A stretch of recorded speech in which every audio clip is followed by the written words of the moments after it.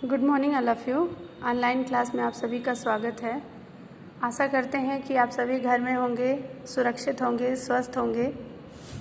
आपके स्वास्थ्य की मंगल कामना के साथ आज हम अध्ययन करेंगे पाठ 3 का, जिसका शीर्षक है वीरों का कैसा हो बसंत। इसकी कवयित्री हैं सुभद्रा कुमारी चौहान। पुल्लिंग में कवि और स्त्रीलिंग में कवयित्री कहा जाता है। ठीक है। इस शीर्षक के माध्यम से कवयित्री सुभद्रा कुमारी चौहान हमें वीरों के पराक्रम का वर्णन बताती हैं कि वीरों के अंदर कैसे पराक्रम होता है, कितनी ईमानदारी के साथ, कितनी वीरता के साथ, कितनी धैर्यता के साथ हमारे देश की सुरक्षा के लिए हमारे देश की सीमा पे सैनिक दिन रात तन मन से लगे रहते हैं। तो ऐसे में हम क्या करते हैं, हम अपने घरों में सुरक्षित रहते हैं उन्हीं के बल पे। हम पूरे वर्ष, पूरे जीवन लगभग हम विभिन्न त्योहारों का आनंद लेते हैं, अपने परिवार के साथ चैन की नींद सोते हैं। किसके बलबूते पे? अपने वीर सैनिकों के बलबूते पे। तो ऐसे में कवयित्री के मन में ये प्रश्न उठता है कि हम जब अपने त्योहारों को बहुत अच्छी तरह से मना रहे होते हैं तो उस समय हमारे वीर क्या अनुभव करते होंगे, कैसे उनका वसंत ऋतु आता होगा। वसंत ऋतु का अर्थ प्राकृतिक रूप में एक त्योहार वसंत ऋतु है। वसंत के आगमन पे चारों तरफ हरियाली, फूलों में खुशबू, मतलब चारों तरफ का वातावरण क्या हो जाता है, प्रसन्नचित्त आनंद देने वाला दिखाई देने लगता है।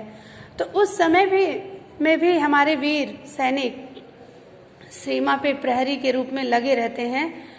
तो कवयित्री के मन में ये प्रश्न उठता है कि उनका वसंत किस तरह से व्यतीत होता होगा, या फिर उनके मन में वसंत ऋतु के लिए क्या इच्छाएं जागृत होती होंगी, क्या सोचते होंगे वे।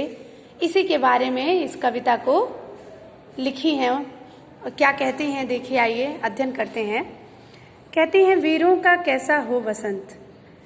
हे समाज के लोग, हे दुनिया वालों, बताओ कि हमारे वीर लोगों को, हमारे वीर सैनिकों का वसंत ऋतु कैसे बीतता होगा। उनके मन की सारी इच्छाएं कैसे दब जाती होंगी। अपने कर्म को आगे मानकर, कर्म को करते हुए वे अपने जीवन के तमाम खुशियों को कैसे न्यौछावर कर देते हैं। आ रही हिमालय से पुकार, हिमालय से भी पुकार आ रही है उदत गरजता बार बार। उदत का अर्थ होता है समुद्र।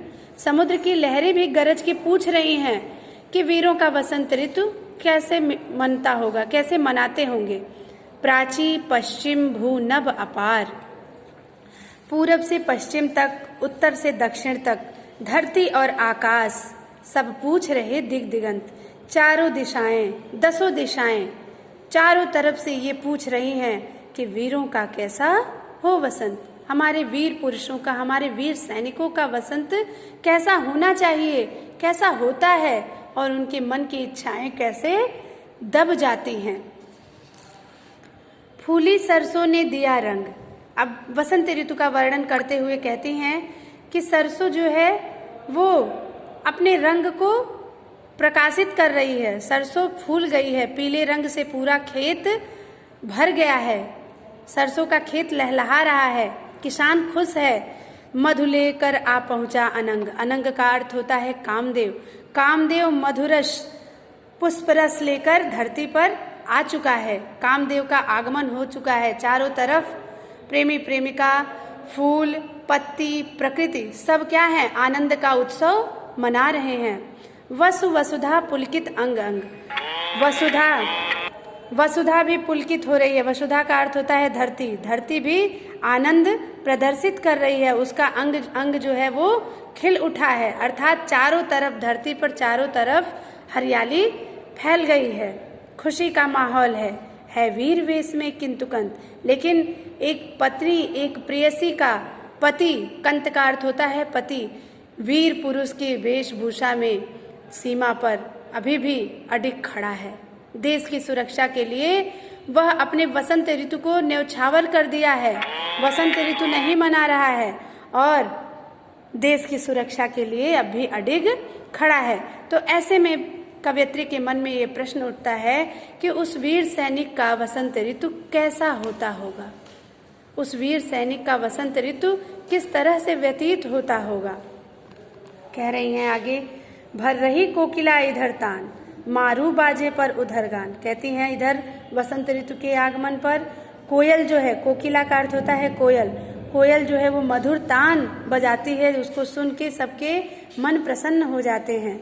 लेकिन उधर मारू बाजे, नगाड़े, और जो नगाड़े के बाजे बजते हैं वीर को युद्ध क्षेत्र में जाने के लिए, वो बाजे नगाड़े बजते रहते हैं युद्ध क्षेत्र के मैदान में। और क्या होता है रंग और रण का विधान। इधर पूरा देश, पूरा धरती वसंत ऋतु के आगमन पे रंग से भर जाता है, और उधर रण का विधान कुछ इस तरह से होता है।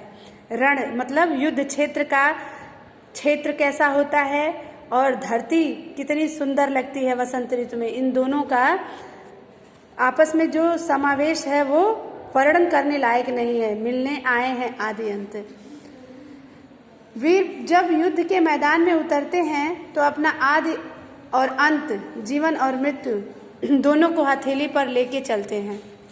सोचते हैं कि जब हार होगी तो हमारी मृत्यु